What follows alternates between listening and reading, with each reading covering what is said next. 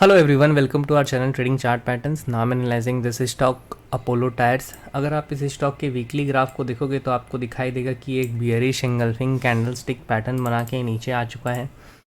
और weekly basis पे अगर देखें तो स्टॉक 2020 के मार्च में अराउंड 74 के लेवल पे ट्रेड कर रहा था, वहाँ से 440 के लेवल पे ट्रेड कर रहा है।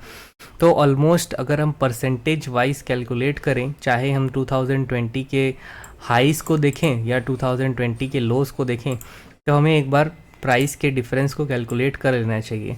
अराउंड 2020 के हाई से 143% का इंक्रीमेंट और अराउंड 2020 के लो से अगर देखें तो ऑलमोस्ट 480% का इंक्रीमेंट, मतलब 5 टाइम्स बोल सकते हैं कि ऑलमोस्ट 5 टाइम्स स्टॉक ने रिटर्न दिया 2020 के लोस से। बट क्या इस स्टॉक का ग्राफ इतना अपसाइड पोटेंशियल होल्ड करता था या अभी और इसमें अपसाइड पोटेंशियल है, तो उसको हम लोग ज़रा जज करते हैं। तो जो भी देखिए बड़ा इन्वेस्टर है वो छोटा मोटा ग्राफ नहीं देखता है, वो देखता है डायरेक्ट कि मुझे मिलना क्या है इससे। जैसे सपोज़ यहाँ से चालू किया तो यहाँ तक गया, तो हम लोग मान लेते हैं कि जब भी इसमें गिरावट आएगा तो 0.618 के लेवल तक गिरावट आएगा। वैसे ही अगर हम लोग ये जर्नी देखते हैं तो इस जर्नी में डाउन साइड के लेवल पे 1.272 तक ही गिरावट आया और ये वापस रिटर्न हो गया। अब जो बड़ा इन्वेस्टर है उसका ग्राफ ऐसा बना है, इस लेवल से फॉल आया, यहाँ तक गया, ठीक है। तो इसमें max to max upside potential यहीं तक का था, यहाँ से स्टार्ट हुआ फॉल होना, यहीं तक इसमें अपसाइड पोटेंशियल था। नाउ मेजर सपोर्ट कहाँ है? 300 का लेवल। अब आप बोलोगे 300 ये स्टॉक आ जाएगा क्या? क्यों नहीं आएगा, 300 भी आ सकता है।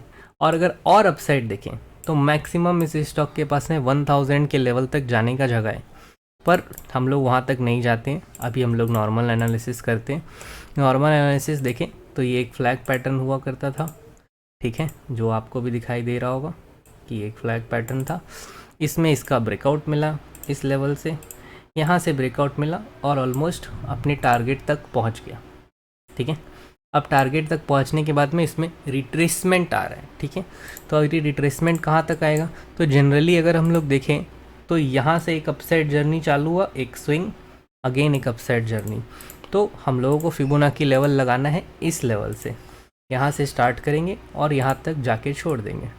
तो स्टॉक के पास में मेजर सपोर्ट है वो 356 का लेवल है, 356.3, ठीक है। उसके पहले क्या कोई सपोर्ट है? बीच में नौटंकी कुछ भी करने की ज़रूरत अभी तो फ़िलहाल नहीं है। अगर ये 356 के ऊपर आता है तो इसमें एक छोटा मोटा बाउंस हमें देखने को मिल सकता है।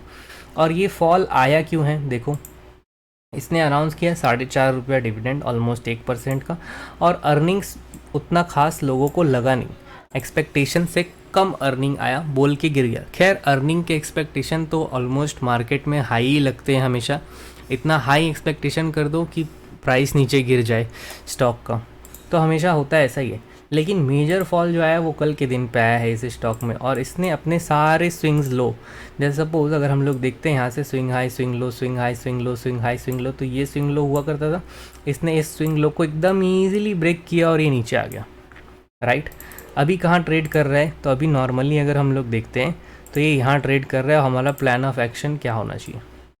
ये लेवल खुद भी एक सपोर्ट है, ठीक है। 8.5% के अराउंड इसमें गिरावट हुआ, 9% गिरावट हुआ।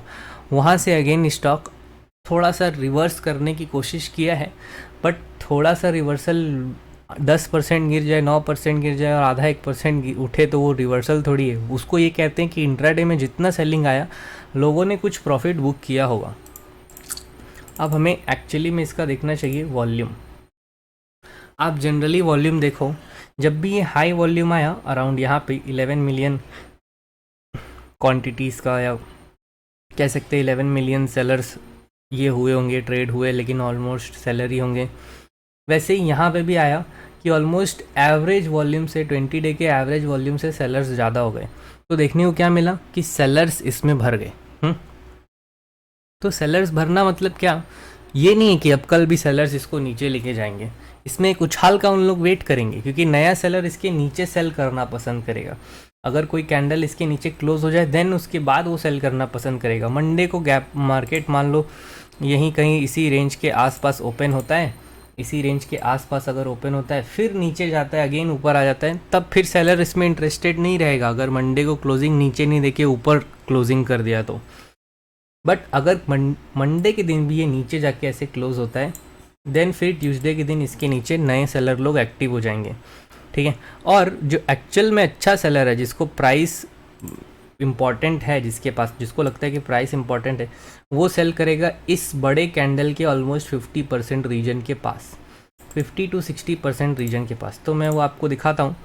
सपोज़ मैं यहाँ पे एक फिबोनाची लेवल यहाँ से खींच के यहाँ ले आता हूँ, तो देखो ऑलमोस्ट 410 के पास, या फिर और भी स्मार्ट जो पीपल होंगे वो करेंगे 415 के पास। तो 415 के पास में ही ये लेवल आपको दिखाई देगा जो मैंने अभी ड्रॉ करने की कोशिश की थी, ये वाला जो यहाँ पे सपोर्ट ले लेके बार बार भाग रहा था। अब जब ये वापस यहाँ जाएगा तो यहाँ पे ये रेजिस्टेंस लेगा और फिर यहाँ से एक फॉल दिखाने को मिलेगा हम लोगों को। तो प्लान ऑफ एक्शन ये हो सकता है कि 415 के आसपास जिसने बेचारे ने यहाँ कहीं बाई कर लिया वो 415 के आसपास निकलने की कोशिश करो। अगेन नीचे साइड में आपको एंट्री मिलने के चांसेस हैं, लेकिन अब जब ये फॉल आया है तो कहाँ तक जाएगा। देखो 2022 के जुलाई से स्टॉक एक मेजर अप ट्रेंड में चलता गया और अभी आ गया अपने 100 EMA के पास। स्टॉक में गिरावट जनरली इस तरीके से होता है जो आपको देखने को मिलेगा। देखो पहले 20 EMA पे कंसोलिडेट करेगा, फिर 50 EMA के पास जाएगा, 100 EMA के पास जाएगा, अगेन 20-50 के पास आ जाएगा, अगेन 100 पे आके कंसोलिडेट करेगा 200 के पास जाने के लिए। बट अगर नहीं गया, अपसाइड निकल गया, तो फिर वापस 20 EMA को सपोर्ट बनाते बनाते ऊपर चलेगा। लेकिन अभी क्या हुआ, 20 EMA 50 EMA ड्रास्टिकली नीचे साइड में कट गए और स्टॉक अब कहाँ जाने के मूड में, 200 EMA के पास, डेली के 200 EMA के पास जाना चाहता है स्टॉक। अगर वहाँ जाना चाहता है तो हमें यहाँ पीछे जाके देखना होगा कि कहीं और सपोर्ट है।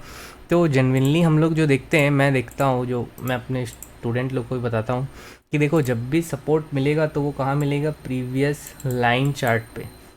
तो अराउंड यहाँ कहीं पे सपोर्ट है 333 के पास, या फिर इस लेवल के पास 304 के पास। तो ऑलमोस्ट जब 304 के पास आएगा तो 30% गिरावट हो चुकी होगी टॉप से। 400 से गिरेगा 300 तक आ जाएगा, 25% गिरावट ऑलमोस्ट हो गई, राइट। समझ पा रहे हैं ना आप। तो मान लो इस टॉप के लेवल से गिरावट हुई तो वो ऑलमोस्ट 30% की गिरावट हो चुकी होगी। तब यहाँ से एक छोटा मोटा बाउंस इस स्टॉक में 4-5% का हमें देखने को मिलेगा वीकली बेसिस पे। बट क्या अभी हमें इसमें बाई पोजीशन बनाना चाहिए? नहीं, हमें एकदम इसमें बाई पोजीशन नहीं बनाना चाहिए। हमें ये देखते रहना चाहिए कि इसी वीकली कैंडल के 50% लेवल के पास, मतलब 417, 415, 418, इस लेवल के पास में अगर हमें कोई बियरिश कैंडल मिले 15 मिनट या 30 मिनट के ग्राफ में, बियरिश कैंडल मतलब ये नहीं कि एक शूटिंग स्टार देखा सेल कर दिया, नहीं, वहाँ पे हमें देखना है बियरिश एंगल्फिंग, बायर्स ऊपर लेके जाए और फिर सेलर नीचे गिराएं। जब ऐसा होगा तभी हमें एक सेलिंग अपॉर्चुनिटी मिलेगा। देखो यहाँ से भी एक बाउंस लेने की कोशिश किया था बट सेलर इतने ज़्यादा एक्टिव थे कि नीचे गिरा दिया, ठीक है। ऑलमोस्ट अब आप देखो RSI के बेसिस पे, मैं यहाँ वॉल्यूम को बंद करता हूँ और RSI के ऊपर मैं दिखाता हूँ। RSI ओवरसोल्ड ऑलमोस्ट 13-14 आ गया 15 मिनट में। तो 404 से एक स्टीप बाउंस मिला 413 का। ये छोटा मोटा बाउंस नहीं है, ऑलमोस्ट 2% का बाउंस है। वहाँ से फिर वापस नीचे फॉल, मतलब यहाँ कंटिन्यूस बेसिस पे सेलर लोग इसमें एक्टिव हैं। अब देखिए इस स्टॉक में कभी भी जब नया सेलर आएगा तो वो अराउंड 100 EMA के पास आएगा या 200 EMA के पास आएगा। बट कौन से टाइम फ्रेम में? तो ये स्टॉक एक्चुअली में चल रहा है 15 मिनट के टाइम फ्रेम में। क्यों? क्योंकि यहाँ पे कंसोलिडेट करता हुआ फिर नीचे गिरा है।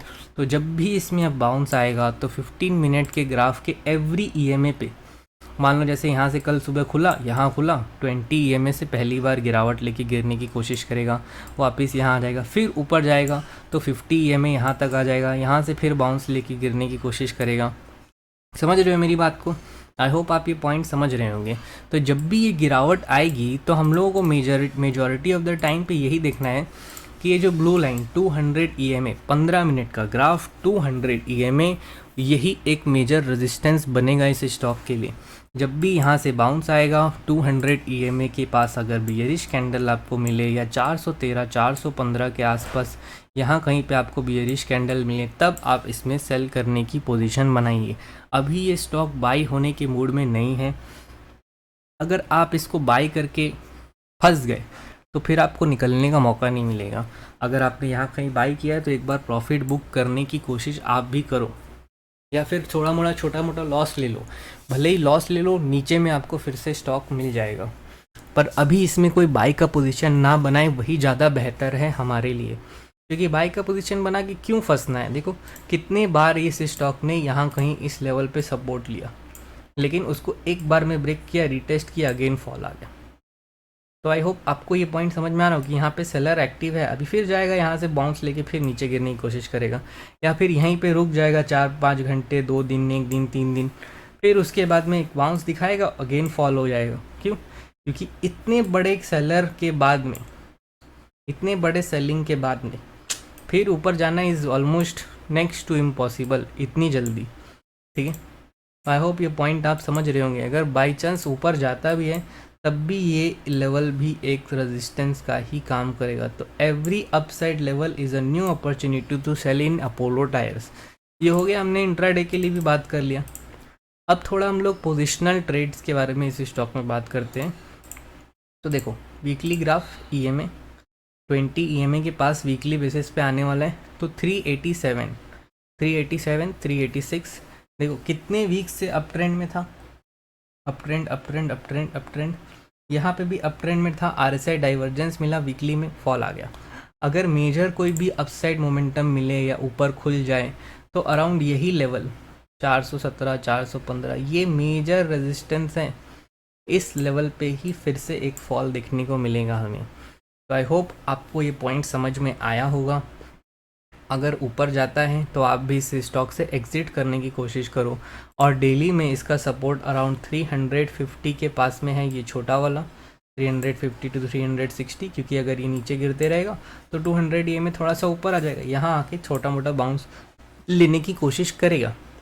बट क्या बाउंस कर जाएगा? बहुत लो चांसेस हैं। तो एवरी लोअर साइड में देखें, लोअर साइड में देखें तो major support is around this level, जो कि आपको समझ में आया होगा वीकली चार्ट देख के।